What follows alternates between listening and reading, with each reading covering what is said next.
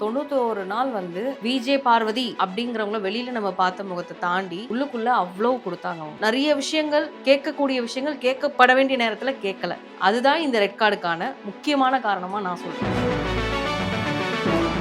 நீ கழுத்து மேலேயே வச்சு ஒரேடியா போக வச்சிருக்கணும்னு சொன்ன விக்ரமா இருக்கட்டும், சாண்ட்ராவா இருக்கட்டும், இவங்க எல்லாருமே வந்து பிக் பாஸுக்கு இவங்க தான் ஒரு இழிவுன்னு நான் சொல்லுவேன். இவங்க தான் ஒரு கேவலமான கண்டஸ்டன்ட் நான் சொல்லுவேன்.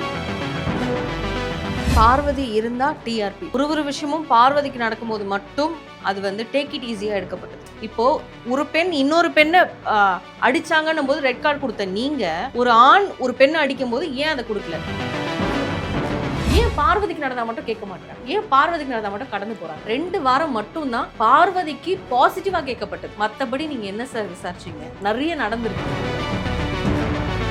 சாண்ட்ரா வந்து ஒரு பேம்பரிங் கிட் மாதிரி பிக் பாஸ்க்குள்ள வச்சிருக்காங்கன்றது ஒரு கேள்வி. நண்பருடைய ஒய்ஃப் இல்லவா, பத்திரமா பாத்துக்கணும்ல, திருப்பி பத்திரமா நீ வீட்டுக்கு போகணும்ல. ஏன்னா அப்போ அவங்க மேல ஏதோ கொஞ்சமாவது எனக்கு மதிப்பு இருந்துச்சு இல்லப்பா. ஆனா நான் இன்னைக்கு சொல்றது ஒரு டிராமா. கம்ருதீனுக்கு ரெட் கார்டு அது வந்து வேல்யூபிள் தான், அதுல எந்த மாற்று கருத்தும் கிடையாது. ஏன்னா அவர் விட்ட வார்த்தைகள் இருக்கு இல்லையா, அந்த மாதிரி வார்த்தைகள் வந்து நேஷனல் டெலிவிஷன்ல லைவ்ல வர்றது எல்லாமே ரா ஃபுட்டேஜ் கிடையாது. நீங்க ஒருத்தருடைய இமேஜை ஸ்பாயில் பண்ணணும்னா அப்படியே டெலிகாஸ்ட் பண்றீங்க.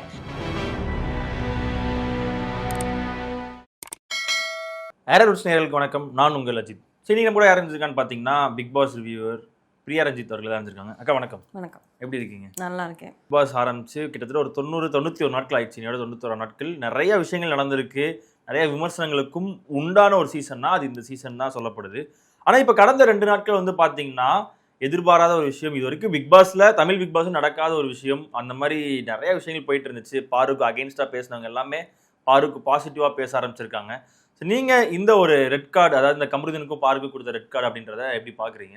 அதுக்கப்புறம் எப்படி மாறி இருக்கு இந்த நிகழ்ச்சி? இப்போ எனக்கு தெரிஞ்சு கிட்டத்தட்ட 90வது நாள் அவங்க வெளியில போறாங்க எபிசோட் வைஸ். 91 உள்ள என்ட்ரி ஆனது. ஸோ இந்த 91 நாள் வந்து அவங்க காட்டாத எந்த முகமும் நம்ம, அதாவது விஜே பார்வதி அப்படிங்கிறவங்கள வெளியில நம்ம பார்த்த முகத்தை தாண்டி உள்ளுக்குள்ள அவ்வளோ கொடுத்தாங்க அவங்க. ஸோ ஒரு விஷயமே பார்வதி மூலியமா வெளியில வரும்போது அது பயங்கர டிஆர்பிலேருந்து எல்லாமே இருந்துச்சு. ஸோ ஸ்டார்டிங்கில் இந்த சீசன் ஒஸ்ட்டு, இந்த சீசன் தான் ஒஸ்ட்டு, கண்டஸ்டன்ட் செலெக்ஷனே ஒஸ்ட்டு அப்படின்னு சொன்னவங்கலாம் கொஞ்சம் கொஞ்சமாக அப்படியே சேஞ்ச் ஆக ஆரம்பிச்சாங்க. ஒருத்தருக்கு ஒரு ஃபேன் பேஜ் அந்த மாதிரிலாம் இருக்கும் ரெகுலராக.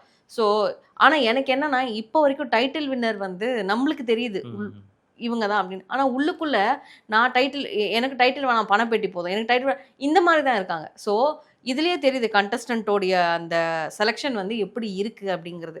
என்னை பொறுத்த வரைக்கும் நிறைய விஷயங்கள், கேட்கக்கூடிய விஷயங்கள் கேட்கப்பட வேண்டிய நேரத்தில் கேட்கல.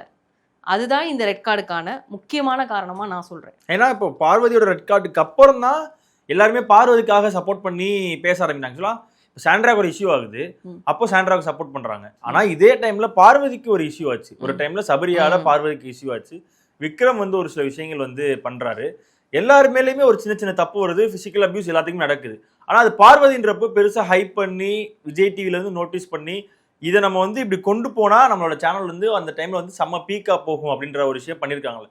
இதை பார்க்கும்போது எப்படி இருக்கு? இப்போ அதாவது பார்வதி இருந்தா டிஆர்பி, பார்வதி இல்லைன்னா எந்த அளவுக்கு ரீச் இருக்கும் அப்படிங்கிறத வந்து சேனல் வந்து அந்த விஷயத்துல கொஞ்சம் பயந்துட்டாங்க போல. அதனால தான் ஒரு விஷயமும் பார்வதிக்கு நடக்கும்போது மட்டும் அது வந்து டேக் இட் ஈஸியா எடுக்கப்பட்டது. இப்போ சபரி வந்து கண்ணில் அடிச்சது வாண்டடா அடிச்சாரு நான் சொல்ல மாட்டேன், அது இயல்பா நடந்துச்சு. ஆனா அதுக்கப்புறம் 2வது ரவுண்ட் அவங்க கேப்டன்சி விளையாட வரும்போது அவர் நடந்தது வந்து அது ரொம்ப தப்பு. அதுக்கு நீங்க வந்து அந்த வீக்கு சாட்டர்டே நீங்க கேட்டீங்க. ஆனால் நான் சொல்லியிருந்தேன், என்னோட இன்டர்வியூவில் சொல்லியிருந்தேன், ஸ்ட்ரைக் கார்டாவது கொடுங்க, ஸ்ட்ரைக் கார்டு கொடுங்க சார் அப்படின்னு சொல்லியிருந்தேன். ஆனால் அவர் கொடுக்கல. பட் வார்னிங் ஏன்னா அவர் இப்போ சபரிங்கிறவர் வந்து சேனலோடைய ஒரு ஹீரோ. சேனல் ஒரு சீரியல் பண்ணியிருக்காரு அப்படின்னும் போது 2 சீரியல் பண்ணியிருக்காரு. ஸோ சேனல் அவங்களுக்கு தான் இம்பார்ட்டன்ஸ் கொடுக்கும், ஸ்ட்ரைக் கொடுக்காது. ஸோ அதனால் வந்து அதை டேக் இட் ஈஸியாக எடுத்துகிட்டு போயிட்டாங்க. ஆனால் அந்த இடத்துல பாதிக்கப்பட்டது ஒரு பெண் தானே. இப்போ ஒரு பெண் இன்னொரு பெண்ணை அடிச்சாங்கன்னும் போது ரெட் கார்டு கொடுத்த நீங்க, ஒரு ஆண் ஒரு பெண்ணை அடிக்கும் போது ஏன் அதை கொடுக்கல? அப்போ உங்களுக்கு ஃபேவரட்டான பர்சனாக இருந்தால் நீங்கள் அதை தரமாட்டீங்களா அப்படிங்கிற மாதிரி தான் கேட்க தோணுது. அப்படி பார்த்தா நாங்கள் கம்ருதீனுக்கு கொடுத்தோமே அப்படின்வாங்க. கம்ருதீனுக்கு கொடுக்கணும் தான். இப்போவும் நான் சொல்கிறேன், கம்ருதீனுக்கு ரெட் கார்டு அது நான் அதுக்கு அகெயின்ஸ்டாக நான் பேசவே மாட்டேன். அது வந்து வேல்யூபிள் தான். அதுல எந்த மாற்று கருத்தும் கிடையாது. ஏன்னா அவர் விட்ட வார்த்தைகள் இருக்கு இல்லையா, அந்த அந்த மாதிரி வார்த்தைகள் வந்து இந்த சமுதாயத்துக்கு ரொம்ப கேவலமா, ஆல்ரெடி நம்ம வீட்டுக்குள்ள பேசிட்டு இருக்க வார்த்தையை தவிர்க்கணும்னு சொல்லிட்டு இருக்கோம். எப்படி நீங்க வந்து வீட்டுக்குள்ள இந்த மாதிரிலாம் பேசுவீங்க, குழந்தை எதிர்க்கு. ஆனா இது நேஷனல் டெலிவிஷன்ல லைவ்ல அப்படியே போச்சு. ஸோ லைவ்ல வந்து என்னென்ன வார்த்தைகள், அசிங்கமான வார்த்தைகள் விக்ரம் பேசினதா இருக்கட்டும், சபரி அவ்வளோ பேசினாரா எனக்கு தெரியாது, விக்ரம் பேசினாரு. இவர் பதிலுக்கு வந்து அந்த வார்த்தையை சொல்லி கமருதீன் கேட்டாரு. இது எல்லாமே வந்து லைவ்ல அப்படியே தான் போச்சு. அப்போ அந்த அளவுக்கு சேனலுக்கு டிஆர்பி வேணுன்றதுக்காக அந்த கெட்ட வார்த்தைகளை கூட பரவாயில்ல, இந்த இத்தனை நாள் வந்து கமருதீன் உள்ள வச்சிருக்காங்க அப்படின்னா அப்போ சப்போர்ட் தானே அது. ஏன்னா இதை தாண்டி இப்போ நம்ம பிக் பாஸ் லைவ் பார்க்குறோம், சைடில் டெஃபர்டுன்றது நமக்கே தெரியும். அதாவது ஆல்ரெடி எடுக்கப்பட்டு அடுத்த நாள் தான் டெஃபர்டுன்ற மாதிரி போகுதுன்றப்போ அவங்க நினைச்சிருந்தா அதை மியூட் பண்ணி இருந்திருக்கலாம்ல. மியூட் பண்ணியிருந்திருக்கலாம். ஆக்சுவலி நம்மளுக்கு லைவ் ரிலே தான். ஆனால் வந்து ஒரு நாளைக்கு முன்னால் அங்கே நடக்கிறது அடுத்த நாள் நம்மளுக்கு லைவாக வருது. இப்போ எக்ஸாம்பிள் சொல்லணும்னா, நேற்று சாட்டர்டே எபிசோட் முடிஞ்சிச்சு, சண்டேவும் நேற்றே முடிஞ்சிச்சு. ஆனால் சண்டே இன்னைக்கு டெலிகாஸ்ட் ஆகும், இன்னைக்கு வர்றது நாளைக்கு ஆகும். ஸோ அந்த மாதிரி தான் நம்மளுக்கு போயிட்டு இருக்கு. அப்படி பார்க்கும்போது நம்மளுக்கு லைவ்ல வர்றது எல்லாமே ரா ஃபுட்டேஜ் கிடையாது, அதுவும் எடிட்டட் தான். அப்போ எடிட்டட்னா நீங்க ஒருத்தருடைய இமேஜை ஸ்பாயில் பண்ணணும்னா அப்படியே டெலிகாஸ்ட் பண்றீங்க, இமேஜ் ஸ்பாயில் பண்ண வேணாம்னா எடிட்ல போறீங்க. ஒரு சில விஷயங்கள் எடிட்ல போகுது. இப்போ கமருதீன் வந்து டீம் மூலியமா இன்ட் கொடுக்கப்பட்டு தான் சாரி கேட்டாருன்றது வந்து 90% வெளியில வந்து தெரிஞ்சுது. அது எதனால எப்படி தெரிஞ்சுதுன்னுலாம் தெரியாது. சோஷியல் மீடியால அது இன்ட் கொடுத்துருக்காங்க, அதனால கேமரா முன்னால மன்னிப்பு கேட்டாரு, அதுக்கப்புறமா பார்வதி காலில் போய் விழுந்தாரு அப்படிங்கிறது வந்து வெளியில தெரியுது. ஆனா அந்த ஒரு இன்ட்டை பார்வதிக்கு எப்பயாவது கொடுத்துருக்காங்களா? நீங்க எல்லாம் மீறி பேசுறீங்க, பேசாதீங்க, அந்த மாதிரி ஏதாவது ஒரு கொடுத்துருக்காங்களா? இல்லை அது வெளியில வரலையா அப்படிங்கிறதும் தெரியல. ஒருவேளை நீங்க இப்படி நெகட்டிவ்லயே போங்க, இந்த டிஆர்பி தான் எங்களுக்கு வேணும்னு அவர் சொல்லியிருக்காங்களா? அதனாலதான் அவங்க இப்படி பண்ணியிருக்காங்களா? இப்போ இதை அனலைஸ் பண்ணவே முடியாது நம்ம. ஏன்னா அதையும் தாண்டி ரெட் கார்டுன்றத ஒன்று வந்து அவங்க கொடுத்துட்டாங்க. இந்த ரெட் கார்டு கொடுத்ததுனால மட்டும் பார்வதி இப்போ பேன் பண்ணிட்டாங்க, பார்வதி வந்து இந்த சமுதாயத்தின் சீரழிவு அப்படிலாம் சொல்றாங்கல்ல, அப்படிலாம் கிடையவே கிடையாது. ஜஸ்ட் அது ஒரு கார்டு, அவ்வளோதான். நான் எப்படி பிரதீப் ஆண்டனிக்கு அந்த ரெட் கார்டை பார்த்தனோ அதே மாதிரி தான் இவங்களுக்கும் பார்க்குறேன். இப்போ ரெட் கார்டு வந்து சாண்ட்ராவுக்காக பார்வதிக்கு கொடுக்கப்பட்ட ரெட் கார்டு வந்து என்னை பொறுத்த வரைக்கும் நானுமே முதல்ல யோசித்தேன், ஆமாம் அன்னைக்கு அந்த ஃப்ரைடே அன்னைக்கு அவங்க பண்ணது தப்பு, எட்டி உதைச்சது தப்பு, அதுக்கு கொடுங்க அப்படின்னு நான் தான் சொன்னேன். ஆனால் நான் இப்போ யோசிக்கிறது பார்க்கும்போது, ஏன்னா இப்போ சில பேர் நீங்கள் பேக் அடிக்கிறீங்களோ, நான் பேக் அடிக்கிறதாவே இருக்கட்டும், ஆனால் எல்லாத்தையும் அனலைஸ் பண்ணி நான் பார்க்கும்போது விக்ரம்க்கு அது கொடுக்கப்படலை, சபரிக்கு கொடுக்கப்படலை. அப்படி இருக்கும்போது ஏன் இதை மட்டும் நீங்கள் வந்து சாண்ட்ரா எவ்வளோ பின்னால் பேசியிருக்காங்க. அந்த கண்ணை அடிப்பட்டு நீ கண்ணில் அடிச்சுக்கூடாது, கழுத்தில் அடிச்சிருக்கணும், மிதிச்சிருக்கணும். இந்த மாதிரி விஷயங்கள் உங்களை பொறுத்த வரைக்கும் ஜஸ்ட் ஜோக்காக இருக்கலாம். ஆனால் எங்களை பொறுத்த வரைக்கும் அது ஒரு கேவலமான விஷயம், கேவலமான கண்டஸ்டன்ஸ் தான் நான் சொல்வேன். ஏன்னா சபரி வந்து ஓப்பனாவே சொன்னாரு திவா கிட்ட இருக்கும்போது, ஆக்சுவலி வந்து இந்த நம்ம கலாச்சி போனா மச்சான் நீ வேண்டுமே தானே பண்ண, ஆமா நான் வேண்டுமே, அந்த மாதிரி டாக்ஸ் தான் அது. ஆனா அதுல விடப்பட்ட வார்த்தைகள் இருக்குல்ல, நீ கழுத்து மேலேயே வச்சு ஒரேடியா போக வச்சிருக்கணும்னு சொன்ன விக்ரமா இருக்கட்டும், சாண்ட்ராவா இருக்கட்டும், இவங்க எல்லாருமே வந்து என்னை பொறுத்த வரைக்கும் பிக் பாஸுக்கு இவங்க தான் ஒரு இழிவுன்னு நான் சொல்லுவேன், இவங்க தான் ஒரு கேவலமான கண்டஸ்டன்ட் நான் சொல்லுவேன். என்னைக்குமே பார்வதி ஸ்ட்ரெயிட் ஃபார்வர்டா பேசுவாங்க, பின்னால சில கேமை பற்றி பேசியிருக்காங்க, சில பேரை பற்றி பேசியிருக்காங்க, அவங்களுக்கு தப்பாக இருந்த விஷயத்த வந்து திவாகர் கூட வந்து ஷேர் பண்ணியிருக்காங்க. திவாகர் போனதுக்கு அப்புறமா மேக்ஸிமம் ஸ்ட்ரெயிட் ஃபார்வர்டாக அடிச்சிருக்காங்க, நான் அதை பார்த்துருக்கேன். ஆனால் யார் அந்த மாதிரி ஸ்ட்ரெயிட் ஃபார்வர்டாக அடிச்சிருக்கீங்க, யார் அந்த மாதிரி ஸ்ட்ரெயிட் ஃபார்வர்டாக பேசியிருக்கீங்க? போன சாட்டர்டே உன்னை ஒரு பொண்ணு காப்பாத்துச்சு, சாண்ட்ரா இருக்கணும், அதை காப்பாற்றல, சாண்ட்ரா வேணும் கனி வேண்டாம் அப்படின்னு. அது எப்படி நீ ஃப்ரைடேக்குள்ளே டோட்டலாக சேஞ்ச் பண்ணுவேன்? அப்போ இது ஒரு கேம் மூவாக தான் நான் பார்க்குறேன். சாண்ட்ராக்கு மெடிக்கல் இஷ்யூ இருந்திருக்கலாம் அன்னைக்கு, அது உண்மையாக போயான்றது டீமுக்கு மட்டும் தான் தெரியும், நம்மளுக்கு தெரியாது. மேபி பேனிக் அட்டாக் வந்திருக்கலாம், அது உண்மையாக கூட இருந்திருக்கலாம். ஆனால் அதுக்கப்புறமா நடந்த சில விஷயங்கள் பார்க்கும்போது அது எனக்கு ஃபேக்காக தான் தெரியுது. ஏன்னா அது வந்து விஜய் சேதுபதியுமே அதை நியாயப்படுத்துறாங்க அந்த இடத்துல. அதுதான் நமக்கு வந்து ரொம்ப, ஏன்னா நம்ம எல்லாரும் பார்க்குறோம், லைவாக பார்க்குறோம், ஏன் கத்துறாங்க? ஏன்னா வினோத் ஒரு விஷயம் சொல்லியிருப்பாரு, ஏமா அவன் கண்ணாடிக்கு வெளியே நிக்கிறான், நீ ஏன் பெட்ல உட்காந்து கத்திட்டு இருக்க, நீ பேசாம தூங்கு அப்படின்னு சொல்லி வினோத் வந்து லைவ்ல சொல்றதை நம்மளால பார்க்க முடியுது. ஏன் இது ஒரு மாதிரி ஓவர் ஹைப் பண்ணி இது வந்து ஒரு பெருசா வந்து கொண்டு வராங்க? ஆனா விஜய் சேதுபதி அவர்களும் அதை வந்து ரொம்ப ஓகே, ஆமா இப்படிதான் இருக்கும், இந்த மாதிரி நடக்கும், இதுல ரொம்ப சகஜமான விஷயம் நடக்கிறது அப்படின்றத சொல்லும்போது சாண்ட்ரா வந்து ஒரு பேம்பரிங் கிட் மாதிரி பிக் பாஸ்குள்ள வச்சிருக்காங்கன்றது ஒரு கேள்வியா இருக்கு. நண்பருடைய ஒய்ஃப் இல்லவா, பத்திரமா பாத்துக்கணும்ல, திருப்பி பத்திரமா நீ வீட்டுக்கு போகணும்ல. என்னை பொறுத்த வரைக்கும் என்னன்னா, இந்த பிக் பாஸ்ல வந்து யாருக்கு என்ன அடிப்பட்டாலும் டீம் உடனே ஆக்ஷன் எடுப்பாங்க, மெடிக்கல் எல்லாமே. ஆனால் எனக்கு என்ன அப்படி தோணுதுன்னா, இவங்கள ஒரு படி மேலே போயிட்டு இவங்கள காப்பாற்றணுன்றதுக்காகவே ஒரு ட்ராமா கிரியேட் பண்ணப்பட்டதோ அப்படிங்கிற மாதிரி தான் எனக்கு தோணுச்சு. இப்போ நீங்கள் அந்த காரில் வந்து அந்த புஷ் பண்ணுறாங்க இல்லையா, புஷ் பண்ணுறதுக்கு முன்னால் அவங்க வந்து டிஃபெண்ட் பண்ணுறாங்க சாண்ட்ரா. ஒரு கட்டத்தில் எனக்கு சாண்ட்ராவை பற்றி நல்லா தெரியும், ஏன்னா நிறைய பிளான் போட்டதுனால நான் சொல்கிறேன். எப்படி இந்த என்னை இவ்வளோ பேசியிருக்கான், இவ்வளோ வார்த்தைகள் பேசியிருக்கான், அப்போ இதை நான் வந்து டிஃபெண்ட் பண்ணி இங்கே சண்டை போட்டால் இது டாஸ்கில் நடந்ததுன்னு முடிச்சிருவாங்க. ஆனால் நான் இதை வேற மாதிரி கொண்டு போனேன். பிரஜன் வெளியில் போயிட்டு வரும்போது மயக்கம் போட்டு விழுந்ததாக இருக்கட்டும், அதையும் நான் இன்னி வரைக்கும் நான் ஓப்பனாக சொல்லலை அது ஒரு ட்ராமா அப்படின்னு சொல்லிட்டு. ஆனால் இன்னைக்கு சொல்கிறேன் அது ஒரு ட்ராமா. ஏன்னா அப்போ அவங்க மேலே ஏதோ கொஞ்சமாவது எனக்கு அந்த ஒரு மதிப்பு இருந்துச்சு. இல்லைப்பா, ஹஸ்பண்ட் போகிறாங்கன்றதுனால அந்த ஒரு பாசத்தில் அப்படி வந்திருக்கும். ஆனால் நான் இன்னைக்கு சொல்கிறேன் அது ஒரு ட்ராமா. ஏன்னா தொடர்ந்து அவங்க பண்ற எல்லா விஷயங்களுமே ஓப்பனா சொல்ல ரொம்ப கிரிஞ்சிஃபைடா இருக்கு. ஆக்சுவலா இது என்னடா, அத ஹோஸ்ட் கேட்காததான் இன்னும் கிரிஞ்சா இருக்குன்னு சொல்றேன். ஹோஸ்ட் அதை கேட்கவே இல்லையே. ஏன் கேட்கல? ஏன் கேட்க மாட்டீங்க? ஒரு வாரம் நிக்க வச்சு கேட்டீங்க. அது ஏன்னா அன்பு கேங்க்கு ஆப்போசிட்டா இருந்தாங்க, அதனால கேட்டீங்க. இல்லைன்னா நீங்க அதை கேட்டிருப்பீங்களா? கிடையாது. ஏன்னா இதுவும் உங்க பிள்ளை, இதுவும் உங்க பிள்ளை. ஆனா எடுப்பார் கைப்பிள்ளை தான் பார்வதி. ஸோ அதனால நீங்க கேட்க மாட்டீங்க. இப்போ நீங்க அந்த கார் இஷ்யூலயே வந்து முதல்ல டிஃபெண்ட் பண்ணாங்க, அதுக்கப்புறம் ஒரு ஸ்டபனா நின்னாங்க. ஏன்னா இது எப்படி யூட்டிலைஸ் பண்ணி எப்படி இதை அப்ளை பண்ணால் இது வேற மாதிரி எப்படி போகும்ன்றது சாண்ட்ராக்கு தெரியும். She is actress. ஸோ 10-15 வருஷமாக நான் இண்டஸ்ட்ரியில் இருக்கேன் அப்படின்னும் போது கரைச்சி குடிச்சிருப்பாங்க ஹஸ்பண்ட் அண்ட் ஒய்ஃப். ஸோ என்னை பொறுத்த வரைக்கும் எப்போ அது ட்ராமாவாக நான் பார்த்தேன் அப்படின்னா, டிஃபெண்ட் பண்ணுற வரைக்கும் நான் அந்த ட்ராமாவை பார்க்கல. ஏன்னா நம்ம எவ்வளோ டிஃபெண்ட் பண்ணாலும் நம்மளை தள்ளினாங்க அப்படின்னா அது ஓகே. ஒரு குறிப்பிட்ட கட்டம் வரைக்கும் இப்படி இருந்துட்டு இப்படி பண்ணிட்டு அதுக்கப்புறம் இப்படி ஸ்டபனா இப்படி நின்னாங்க இல்லையா, அங்க ஒரு ஆக்ட்ரஸோட ஒரு இதுவை நான் பார்த்தேன். அதே மாதிரி இந்த ஒரு கேள்வி வந்து ஒரே ஒருத்தர் வந்து போட்டிருந்தார். அதாவது இந்த இஷ்யூவை ஒரு 50வது நாளோ ஒரு 60வது நாளோ பண்ணியிருந்தாங்கன்னா பார்வதிக்கு ரெட் கார்டு கொடுத்துருக்க மாட்டாங்க. ஏன்னா இன்னும் ஒரு 40 நாட்கள் இருக்கு. அது நடந்திருக்குன்னு தான் நான் சொல்றேன். குறியீடு விஷயத்துல வந்து ஏன் அப்ப நீங்க ரெட் கார்டு கொடுக்கல, ஏன் ஸ்ட்ரைக் கார்டு கொடுக்கல? ஏன்னா உங்களுக்கு டிஆர்பி வேணும், ஏன்னா உங்களுக்கு பார்வதி வேணும், அதனால நீங்க வச்சிருந்தீங்க. ஏன்னா இது ஒரு 10 நாள் தானே இருக்கு, இன்னும் முடிய போகுது கடைசி நாட்கள். இது ஃபுல்லாமே ஒரு மாதிரி செலிப்ரேஷன். இப்போ இந்த வீக் செலிப்ரேஷன் தொடங்கிருச்சு, நெக்ஸ்ட் வீக் வந்து ஃபினாலே, அவ்வளவுதான். இப்போ இந்த வீக் எங்களுக்கு செலிப்ரேஷன் டிஆர்பி போதும். அதனால தான் நாங்கள் இப்போ ரீடெலிகாஸ்ட் போட்டிருக்கோம்.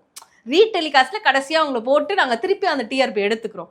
எனக்கு என்னன்னா, நான் இது வரைக்கும் அந்த சேனலில் நான் ரொம்ப பெரிய இதுவாக மதிச்சுட்டு இருந்தேன். பிக் பாஸ்ன்றது பெரிய ஷோ, இதுக்காக நிறைய பேர் ட்ரை பண்ணியிருக்காங்க, நிறைய பேரோட லைஃப் வந்து கொடுத்துருக்காங்க. அதாவது கண்டஸ்டண்ட்டாக போகிறவங்களோட லைஃப் மட்டும் இல்லை, அதுக்கு பின்னால் ஒர்க் பண்ணுற ஒரு 150-200 பேர் யூனிட் இருக்குது. அந்த யூனிட்டுக்கும் ஒரு லைஃப்பை கொடுத்துருக்காங்க. 3 மாதம் சம்பளத்துலேருந்து எல்லாத்தையுமே கொடுத்துருக்காங்க ஷிஃப்ட் பேஸில். அப்படின்னும் போது அந்த ஒரு ஷோ மேலேயும் அந்த ஒரு சேனல் மேலேயும் எனக்கு பெரிய மதிப்பு இருந்தது. எவ்வளோ தான் வந்து அதுக்கான விமர்சனங்கள் வந்தாலும் அதை தொடர்ந்து 9th சீசன் வரைக்கும் கொண்டு வரும்போது அது ரொம்பவே சூப்பராக இருந்தது. அது கமல் சார் நம்ம ஒரு பார்வையில் பார்த்துருப்போம் இல்லையா, இவரை பார்க்கும்போது எனக்கு என்ன தோணுதுன்னா, என்ன இருந்தாலும் கமல் சார் மாதிரி வராது. இப்போ ஒருத்தர் மாதிரி இன்னொருத்தர் இருக்க முடியாது. ஆனால் இந்த ஷோக்குன்னு ஒரு ஃபார்மேட் இருக்குல்ல, அந்த ஃபார்மேட்டு கமல் சார் வந்து செம்மையாக கொண்டு போனார். டீசெண்டாக யார் என்ன பேசணும் பேசக்கூடாது, சில அட்வைசஸ்லாம் வந்து சீசன் 6 அசீம்க்கு கொடுத்தாரு. சீசன் 6 தான் நம்மளுக்கு வந்து லைவே ஸ்டார்ட் ஆச்சு. அதுக்கு முன்னாடி அல்டிமேட் இருந்தது. அல்டிமேட் லைவுக்கு அப்புறமா இதை ஹாட்ஸ்டாரில் லைவ் கொண்டு வந்தது சீசன் 6 இருந்து தான். ஸோ சீசன் 6 இருந்து பிக் பாஸ் கண்ணோட்டமே வேற மாதிரி மாறிச்சு மக்கள் எதிர்க்க. ஐயோ நம்ம இவ்வளோலாம் தப்பாக நினச்சவங்களா லைவில் பார்க்கும்போது கரெக்டாக இருக்காங்களே, அவங்க கரெக்டாக தான் கோவப்படுறாங்களேன்னு எனக்குமே மாறி இருக்கு.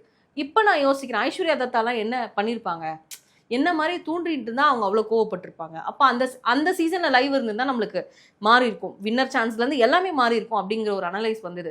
ஆனால் இந்த சீசனை பொறுத்த வரைக்கும் எனக்கு வந்து ஸ்டார்டிங்லேருந்தே ஒரு இன்ட்ரெஸ்ட் இல்லை. நான் உண்மையாகவே இந்த ஷோவோட ஸ்டார்டிங்கில் முதல் ஒரு அரக்கியாக பார்த்தது பார்வதியை தான். ஆனால் நான் இப்படி சேஞ்ச் ஆகி அவங்களுக்காக நான் நின்று இப்போ பேசுவேன்னு எனக்கு தெரியாது.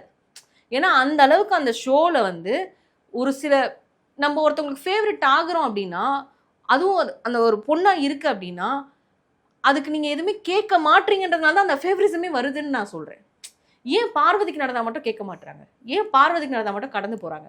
அந்த வீட்டில் கிட்டத்தட்ட ஒரு 13 வாரம் இருந்திருப்பாங்களா, 13 வாரத்தில் 2 வாரம் மட்டும்தான் பார்வதிக்கு பாசிட்டிவாக கேட்கப்பட்டது. ஒன்று சபரி அந்த கண்ணில் அடிச்சதுக்கு ஏன் அப்படி பண்ணீங்கன்னு கேட்கப்பட்டது.